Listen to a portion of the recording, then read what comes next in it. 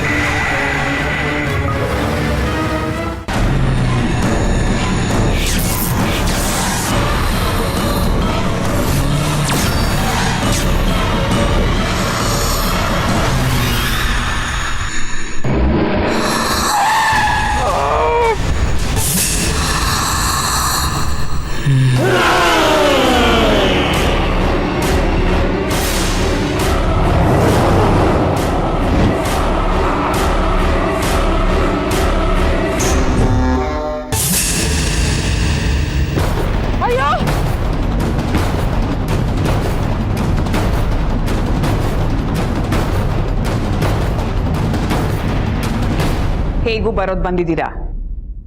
ಶಾಸ್ತ್ರ ಮುಗಿಯೋವರೆಗೂ ಇದ್ದು ಮುತ್ತುಗೂ ಮಾಯಂಗೂ ಆಶೀರ್ವಾದ ಮಾಡಿ ಅಡಿಗೆ ಆಗಿರುತ್ತೆ. ಹೊಟ್ಟೆ ತುಂಬಾ ತಿಂದ್ಕೊಂಡೋಗಿ.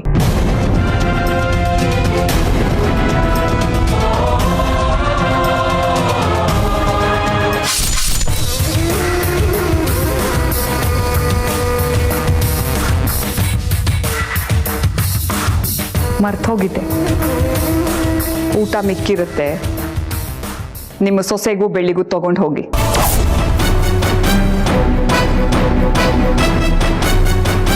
ಹಾ, ಕೆಲಸದವ್ರ ಕೈಯಲ್ಲಿ ಲಗ್ನ ಪತ್ರಿಕೆ ಕೊಟ್ಟು ಕಳಿಸ್ತೀನಿ. ಮರೀದೆ ಮದುವೆಗೆ ಬರ್ಬೇಕು. ಏ ನೀಲಾಂಬ್ರಿ,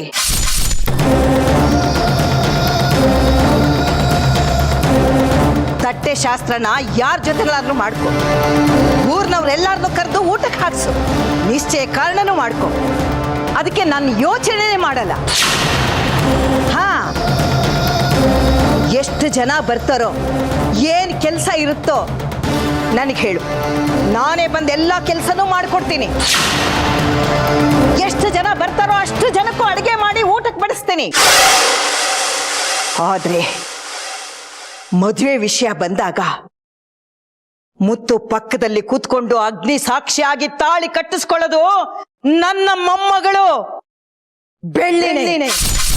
ಬೆಳ್ಳಿನೇ, ಬೆಳ್ಳಿನೇ, ಬೆಳ್ಳಿನೇ. ನನ್ನ ಮೊಮ್ಮಗಳು ಬೆಳ್ಳಿನೇ.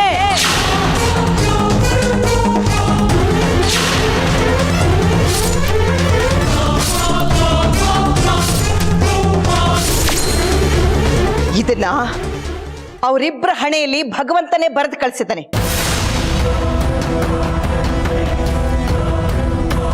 ಅದನ್ನ ತಪ್ಪಿಸೋದಿಕ್ಕೆ ಯಾರ ಕೈಯಿಂದಲೂ ಸಾಧ್ಯ ಇಲ್ಲ. ಬಿಡು, ನಿಮ್ಮ ಸಮಯ ಮೀರ್ತಾ ಇದೆ. ಮೊದಲು ಅದೇನೇನು ಕೆಲಸ ಮಾಡಬೇಕೋ ನೋಡ್ಕೊಳ್ಳಿ.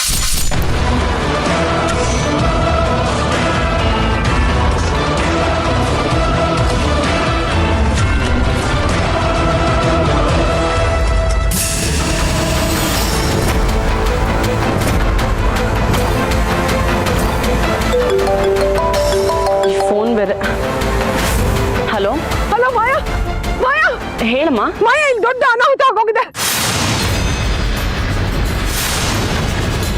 ನಿಮ್ಮಪ್ಪಂಗೆ ಆಕ್ಸಿಡೆಂಟ್ ಆಗೋಗಿದೆ ಕಡೆ.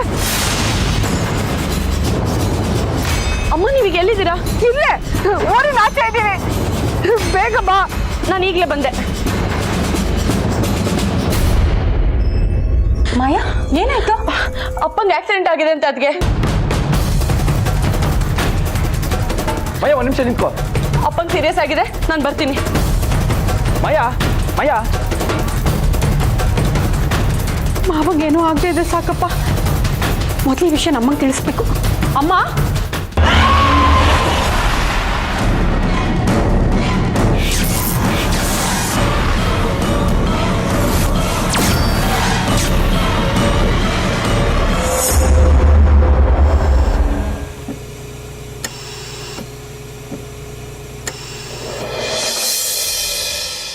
ಅಮ್ಮ ಸಾಕು, ಅಳೋದು ನಿಲ್ಸಮ್ಮ.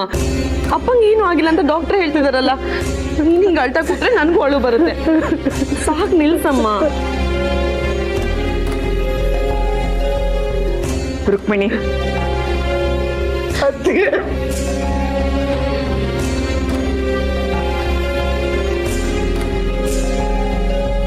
ಶುಭ ಕಾರ್ಯಕ್ಕಿಂತ ಬಂದ್ವಿ ಹೇಗಾಗೋಯ್ತು ನೋಡಿ. ರುಕ್ಮಿಣಿ, ನೀನ್ ಅಳ್ಬೇಡ. ನೀಲ್ಕಂಠನ್ಗೇನು ಆಗೋದಿಲ್ಲ, ನೀನ್ ಸಮಾಧಾನವಾಗಿರು.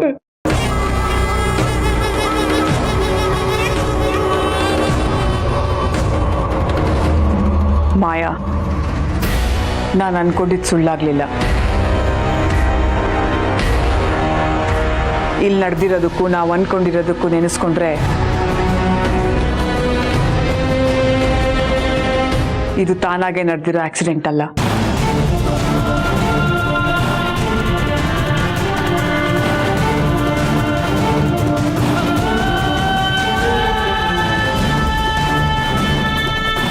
ಡಾಕ್ಟರ್, ಅಪ್ಪ ಹೇಗಿದ್ದಾರೆ? ಹುಷಾರಾಗಿದ್ದಾರೆ. ಪ್ರಾಣಕ್ಕೇನು ಅಪಾಯ ಇಲ್ಲ, ಸ್ವಲ್ಪ BP ಜಾಸ್ತಿ ಇದೆ ಅಷ್ಟೇ. ಈಗ ಹೋಗಿ ನೀವು ನೋಡ್ಬೋದು, ಆದರೆ ಡಿಸ್ಟರ್ಬ್ ಮಾಡಬೇಡಿ. ಸರಿ ಡಾಕ್ಟರ್, ಬನ್ನಿ ಹೋಗಿ ನೋಡೋಣ.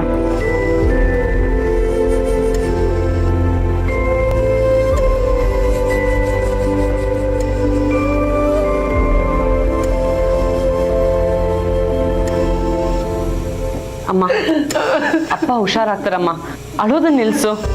ರುಕ್ಮಿಣಿ, ಪೇಷಂಟ್ ಮುಂದೆ ಅಳಬಾರ್ದು. ಮಾಯಾ, ಅಮ್ಮನ ಸ್ವಲ್ಪ ಒಳಗಡೆ ಕರ್ಕೊಂಡೋಗು. ಬೈರಾ. ಸರಿ ಅಮ್ಮ. ಮತ್ತೆ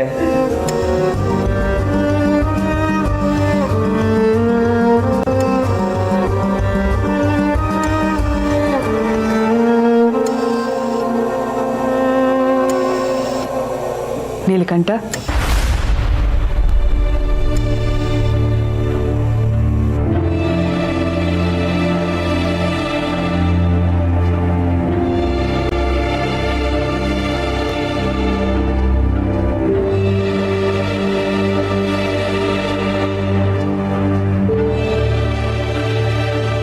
ಹೇಗಾಯ್ತು ಇದೆಲ್ಲ? ಅದು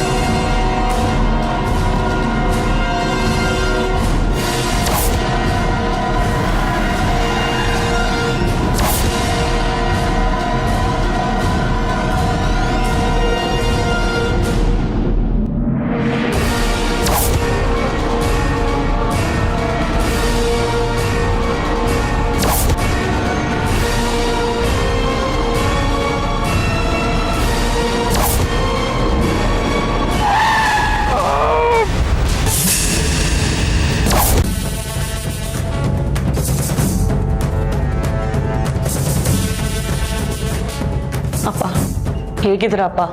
ಪರವಾಗಿಲ್ಲ ಮಗಳೇ. ನನಗೆ ಹೇಳ್ತೀನಿ ಅಂತ ಬೇಜಾರು ಮಾಡ್ಕೋಬೇಡಿ ಅಪ್ಪ. ಇವತ್ತು ನಡಿಬೇಕಾಗಿರೋ ತಟ್ಟೆ ಬದಲಾಯಿಸೋ ಶಾಸ್ತ್ರ ಯಾವುದೇ ಕಾರಣಕ್ಕೂ ನಿಲ್ಬಾರ್ದಪ್ಪ. ಹೇಗಾದ್ರೂ ಮಾಡಿ ಅದು ನಡಿಲೇಬೇಕು. ಮಾಯಾ, ನಿಮ್ಮಪ್ಪ ಈ ಪರಿಸ್ಥಿತಿಯಲ್ಲಿ ಶಾಸ್ತ್ರಕ್ಕೆ ಬಂದು ಹೇಗೆ ಕೂತ್ಕೋತಾನೆ? ಅವ್ರ ಹಿಂದೆ ಶಾಸ್ತ್ರ ಮುಗಿಸ್ತೀನಿ ಅಂತ ಹೇಳಿದಿನಲ್ಲ ಅತ್ತೆ. ಒಂದಲ್ಲ ಒಂದು ಪ್ರಾಬ್ಲಮ್ ಬರ್ತಾನೆ ಇದೆ, ಅದನ್ನೆಲ್ಲ ಹೇಗೆ ಸಹಿಸ್ಕೊಳ್ಳೋದು ಅತ್ತೆ? ಅಮ್ಮ ಇದಾರಲ್ಲ, ಅವರೇ ಶಾಸ್ತ್ರ ಕೂತ್ಕೋತಾರೆ ಬಿಡಿ. ಬೇಡ ಮಾಯಾ, ಅದು ಸರಿ ಹೋಗಲ್ಲ. ಯಾಕೆ ಸರಿ ಬರಲ್ಲ?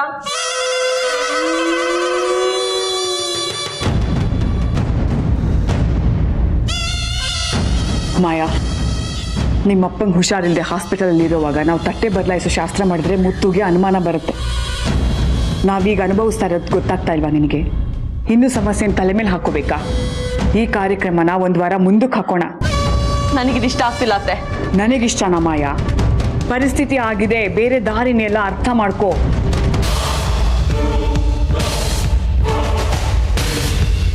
ನೀಲಕಂಠ, ತಟ್ಟೆ ಬದಲಾಯಿಸೋ ಶಾಸ್ತ್ರನ ಒಂದು ವಾರ ಮುಂದಕ್ಕೆ ಹಾಕಿದ್ದೀವಿ. ನಿಮ್ಮ ಇಷ್ಟ.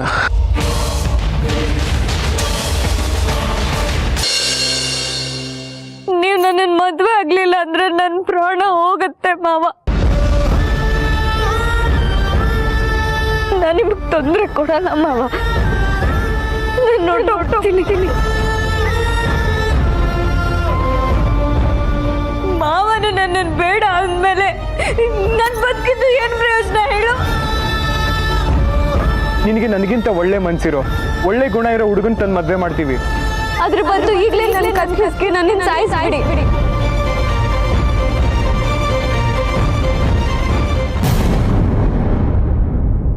ಬೈರಾ, ಏನಾಯ್ತು? ಮಾವ ಹೇಗಿದ್ದಾರೋ? ಭಯ ಪಡೋ ಅಂಥದ್ದೇನಿಲ್ಲ ಅಂತ ಡಾಕ್ಟರ್ ಹೇಳಿದಾರಣ್ಣ. ಆದರೆ ಒಂದು ಶುಭ ಕಾರ್ಯ ನಡಿಬೇಕಾದ್ರೆ ಇಷ್ಟೊಂದು ಗಂಡಾಂತರಗಳು ಎದುರಾಗ್ತಿದೆ ಅಂತ ಮನ್ಸಿಗೆ ತುಂಬ ಬೇಜಾರಾಗ್ತಿದೆ ಅಣ್ಣ. ಶರ್ಮಿಳಾ, ಆಕ್ಸಿಡೆಂಟ್ ಎಲ್ಲ ನಮ್ಮ ಕೈಲಿರಲ್ಲ ಅಲ್ವಾ? ಇಂಥ ಸಮಯದಲ್ಲಿ ನಾವು ಧೈರ್ಯವಾಗಿರಬೇಕು. ಮಾಯಾ, ಏನು ಯೋಚನೆ ಮಾಡಬೇಡ. ಮಾವಂಗೆ ಅಷ್ಟೊಂದು ಸೀರಿಯಸ್ ಇಂಜುರಿ ಆಗಿಲ್ಲ ಅಂತ ಡಾಕ್ಟರ್ ಹೇಳಿದಾರಲ್ಲ, ಡೋಂಟ್ ವರಿ. ಅದಕ್ಕೆ ಅಣ್ಣ ತಟ್ಟೆ ಬದಲಾಯಿಸ್ಕೊಳ್ಳೋ ಶಾಸ್ತ್ರನ ಒಂದು ವಾರ ಮುಂದಕ್ಕೆ ಹಾಕೋಣ ಅಂತ ಅಮ್ಮ ಯೋಚನೆ ಮಾಡಿದ್ದಾರೆ. ಓಹ್ ಹೌದಾ? ಸರಿ, ಹಾಗಾದ್ರೆ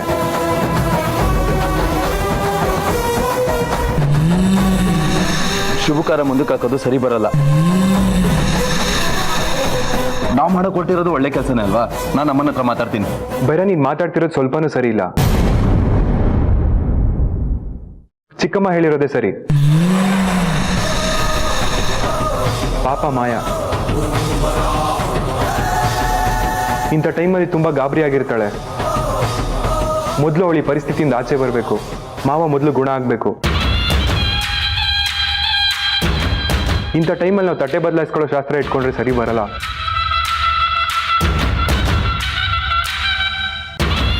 ಈಗೇನು ಒಂದು ವಾರ ಅಲ್ವಾ, ನಾವು ಆಮೇಲೆ ಶಾಸ್ತ್ರ ಇಟ್ಕೊಳ್ಳೋಣ. ಏನಂತೀಯ ಮಾಯಾ? ಸರಿ ಮಾವ. ಮೋಹಿನಿ ಕಾಡುವೆ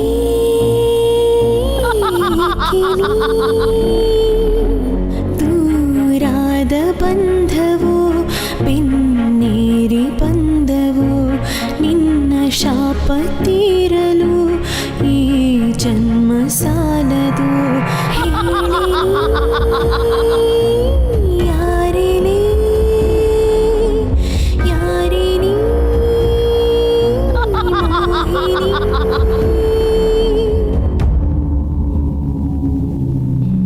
ಈ ಶಾಸ್ತ್ರನ ಮುಂದಕ್ಕೆ ಹಾಕೋದು ಬೇಡ ಅಂತ ನಿಮ್ಗೆ ಮತ್ತೆ ಅತ್ತೆ ಕೇಳ್ದೆ ನೀವು ಕೇಳಲಿಲ್ಲ. ಈಗ ನೋಡಿ, ಮಾವನ ಮುಖದಲ್ಲಿ ಬೇಜಾರಿಗಿಂತ ಖುಷಿನೇ ಎದ್ದು ಕಾಣ್ತಿದೆ. ಇದರಿಂದ ದೂರದಲ್ಲಿರೋ ಆಪತ್ತಿನ ನಾವೇ ಹತ್ರಕ್ಕೆ ತಂದ್ಕೊಂಡಂಗೆ ಅನಿಸ್ತಿದೆ. ನೀನು ಯೋಚನೆ ಮಾಡಬೇಡ ಮಾಯಾ. ನಮ್ಮ ಬೈಗಳು ಹೋಗೋಕ್ಕೆ, ಈ ಶುಭ ಕಾರ್ಯ ನಡೆಯೋಕ್ಕೆ ನಮ್ಮ ಹತ್ರ ಒಂದು ದಾರಿ ಇದೆ.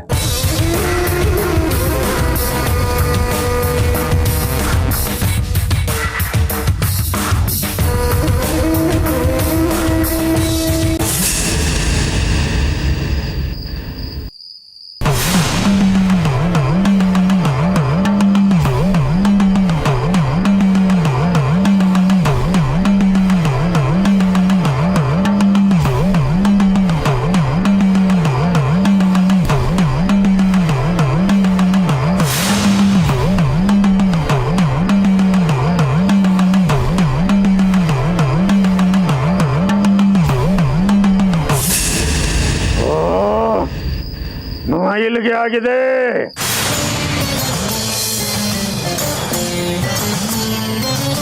ಎಷ್ಟು ಜನರಿಂದ ಈ ಊರು, ಈ ದೇವಸ್ಥಾನ ಎಲ್ಲ ಮೈಲಿಗೆ ಆಗಿದೆ.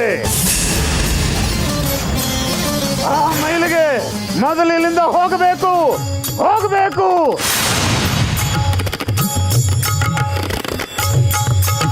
ಲೇ ಕದ್ರೇಶ, ನೀನ್ ಯಾಕೋ ಬಂದು ಈ ದೇವಸ್ಥಾನದಲ್ಲಿ ಪ್ರಾಣ ಬಿಟ್ಟೆ?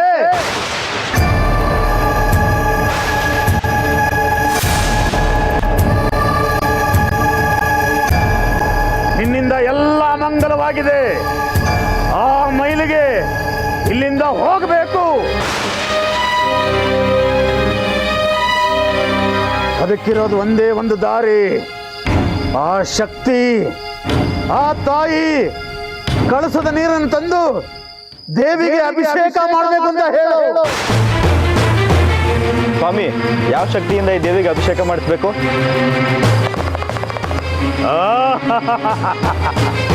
ಇನ್ಯಾರು? ತಾಯಿ ಅನುಗ್ರಹ ಇರೋ ಮಗಳು ಬೆಳ್ಳಿ. ಅವಳೇ ಬಂದು ದೇವಿಗೆ ಅಭಿಷೇಕ ಮಾಡಬೇಕು.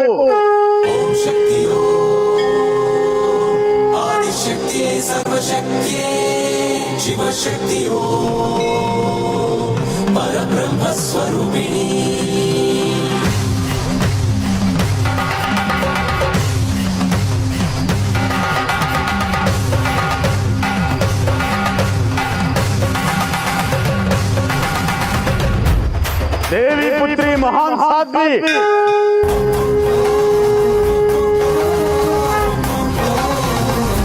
ಬೆಳ್ಳಿಗಿಂತ ಬೇರೆ ಯಾರು ಇದ್ದಾರೆ ಹೇಳು?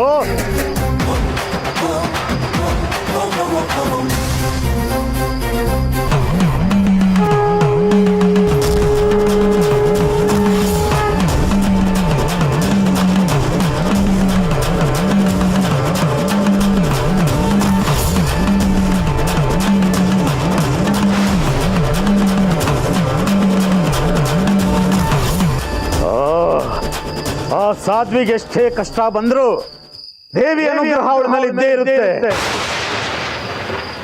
ಇದು ಸೂರ್ಯ ಚಂದ್ರ ಇರೋ ಅಷ್ಟೇ ಸತ್ಯ.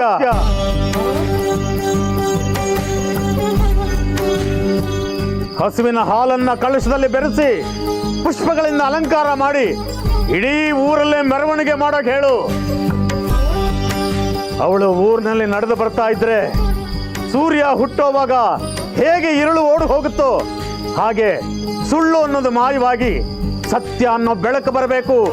ಆ ಬೆಳಕು ಇಡೀ ಊರಿಗೆ ಹಬ್ಬಬೇಕು.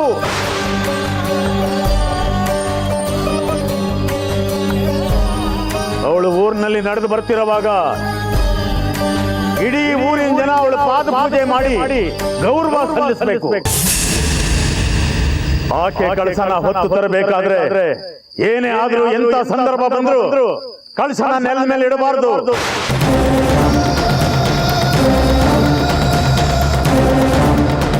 ಹಾಗೆ ಕಳಸ ತಂದು ತಾಯಿ ಗರ್ಭಗುಡಿ ಎದುರುಗಡೆ ಇರೋ ಬನ್ನಿ ಮರಕ್ಕೆ ಅಭಿಷೇಕ ಮಾಡಬೇಕು.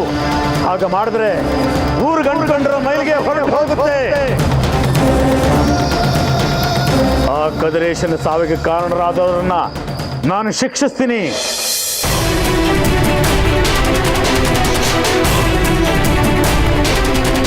ಆ ಶಿಕ್ಷೆಯಿಂದ ಅವರು ತಪ್ಪಿಸ್ಕೊಳ್ಳಕ್ಕೆ ಸಾಧ್ಯನೇ ಇಲ್ಲ.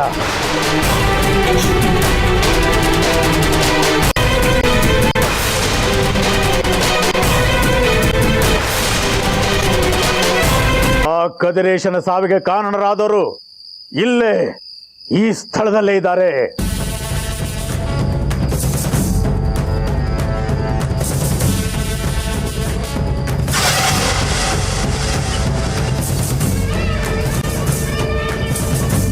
ಅವನು ಯಾವುದೇ ಮರೆಯಲ್ಲಿ ನಿಂತಿದ್ರು ನನ್ನಿಂದ ತಪ್ಪಿಸ್ಕೊಳ್ಳೋಕೆ ಸಾಧ್ಯ ಇಲ್ಲ. ಇಲ್ಲಿ ತಪ್ಪಿಗೆ ಶಿಕ್ಷೆ ಕಟ್ಟಿಟ್ಟ ಬುತ್ತಿ ಅನ್ನೋದು ಅವನಿಗೂ ತಿಳಿದಿದೆ. ಇದುವರೆಗೂ ನಾನು ಹೇಳಿದ ಯಾವ ವಾಕ್ಯನೂ ಸುಳ್ಳಾಗೋದಿಲ್ಲ. ಇದು ಭೂಮಿ ಸೂರ್ಯ ಚಂದ್ರರ ಮೇಲಾಣೆ. ನೀನು ಮಾಡಿದ ತಪ್ಪಿಗೆ ದಂಡ ತೆರಲೇಬೇಕು.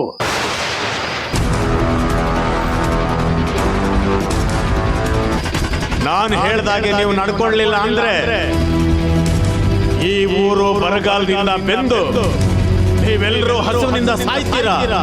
ಇದು ಸತ್ಯ ಸತ್ಯ ಸತ್ಯ.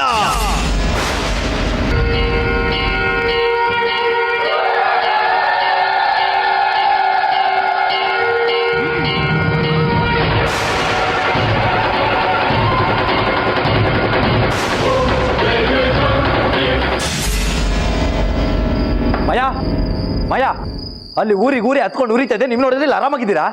ಏನಾಯ್ತು ಭೈರಾ? ನಾವೆಲ್ಲ ಜೀವಂತ ಸಮಾಧಿ ಆಗೋ ಕಾಲ ಹತ್ರ ಬಂದಿದೆ. ಆ ಪುಷ್ಪ ದೇವಸ್ಥಾನದಲ್ಲಿ ಸ್ವಾಮಿಗಳ ಹತ್ರ ಹೋದಾಗ ಸ್ವಾಮಿಗಳು ಏನಂತ ಹೇಳಿದ್ರು ಗೊತ್ತಾ? ಆಕೆ ಕಳಸನ ಹೊತ್ತು ತರಬೇಕಾದ್ರೆ ಏನೇ ಆದ್ರೂ ಎಂತ ಸಂದರ್ಭ ಬಂದ್ರು ಕಳಸನ ನೆಲದ ಮೇಲೆ ಇಡಬಾರದು. ಆ ರಾಜರೇಶ್ವರಿ ಸಾವಿಗೆ ಕಾರಣರಾದವರನ್ನ ನಾನು ಶಿಕ್ಷಿಸ್ತೀನಿ. ಆ ಶಿಕ್ಷೆಯಿಂದ ಅವರು ತಪ್ಪಿಸ್ಕೊಳ್ಳಕ್ಕೆ ಸಾಧ್ಯನೇ ಇಲ್ಲ.